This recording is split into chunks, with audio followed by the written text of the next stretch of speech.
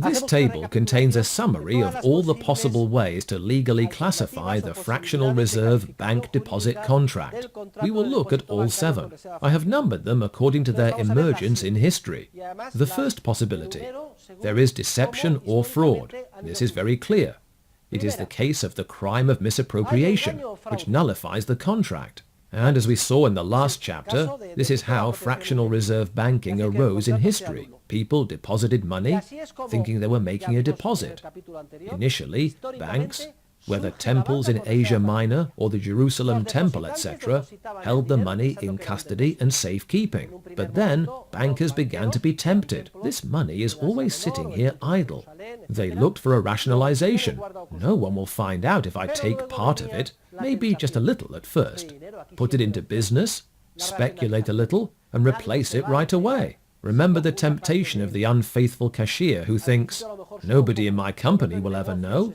I'll take the money, bet it on red this weekend, win, and replace the money Monday, and no one will find out. This is a crystal clear case of the crime of misappropriation. It is punishable in the criminal code.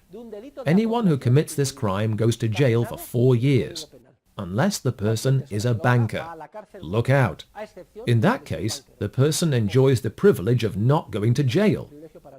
But this privilege has been obtained only very recently in history. Only at the last second in history, 100-odd years ago, was it incorporated into the law. In the beginning, banking always emerges as the result of a scam, a fraud, a deception, always in secret. Financial activities are always kept secret, so citizens do not find out what is really going on, and so confidence in the system does not plummet. Thus, deception or fraud characterizes the emergence of banking, nullifies the contract, and is based both on a failure to comply with general legal principles and on the crime of misappropriation. What is more, now that we have considered fractional reserve banking from a legal viewpoint, we will begin to consider it from an accounting viewpoint, and we will see with far more precision how this practice multiplies money from nothing. This man had 1,000 euros in his pocket, and he still has the money, though in the bank and not in his pocket. And suddenly, another man has 900 euros in his pocket. 1,900. This is the phenomenon of dual availability. Money, purchasing power, available funds are created from nothing. The crime committed in the exercise of fractional reserve banking is the same crime that is committed by a counterfeiter of money, though in banking it is much more serious. What does a counterfeiter of money do? Well, she has a machine which, bing, copies the 100 euro bill perfectly, and she can start buying goods and services with the new money. Everyone recognizes that a person who counterfeits money is a criminal and should go to jail. Well, the quote-unquote business of counterfeiting money is child's play in comparison with the business of creating money substitutes from nothing by the exercise of fractional reserve banking. Because there could be 3, 4, 40 or 400 counterfeiters secretly forging money, and the police may pursue them and catch a few of them and put them in jail. But the effect of that on society is practically unnoticeable. Meanwhile, observe how noticeable the effect of multiplying monetary units is when the fractional reserve banking system, instead of a counterfeiter, brings it about. A speculative bubble forms. Entrepreneurs are led into error on a massive scale, and they invest society's scarce resources unwisely. This leads to a financial crisis, and then a dreadful economic recession, which in the case of Spain has left almost 5 million people out of work.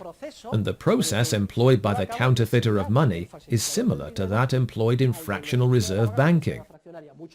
In the latter case, the effects are far more serious than in the former, even though, from the standpoint of positive law, the counterfeiter is a criminal, while banks have obtained the privilege of legally acting in such a harmful manner.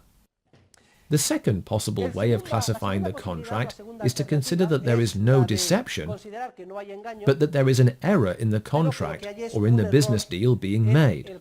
In other words, I think I am making a deposit, when what I am really doing is making a loan. When there is an error in the contract is null and void from the standpoint of general legal principles.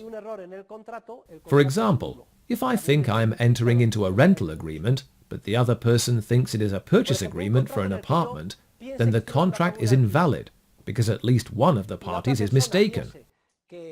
Hey, I thought this was a rental agreement, and now it turns out I am being charged €1,000,000 for the apartment. I thought all I had to pay was €1,000 a month. No, you are mistaken. There is an error in the contract, an error in negotio. The contract is null and void. The third possibility is that there is no error in the deal. In other words, I am entering into this transaction, and for me it is a deposit, but I will let you act as if it were a loan. There is agreement. There is no error. I know perfectly well what banks are doing. Well, from the standpoint of general legal principles, the contract is null and void. In this third legal classification, even when what is happening is known and authorization is given to the other party, if each party is motivated by his typical cause in the contract is null and void, since the causes are incompatible. Look, you can do whatever you want, and I know how banks operate, but you must always keep the money at my disposal. But go ahead and do whatever you want. The bank receives the money and lends it out. It is the case of the corralito. If later bankers do not return my money, they wreck my life because they leave me without available funds, and I need money to live on. In a market economy, if I do not have any money, I cannot make exchanges, and that is a tragedy. The contract is null and void because the causes are incompatible.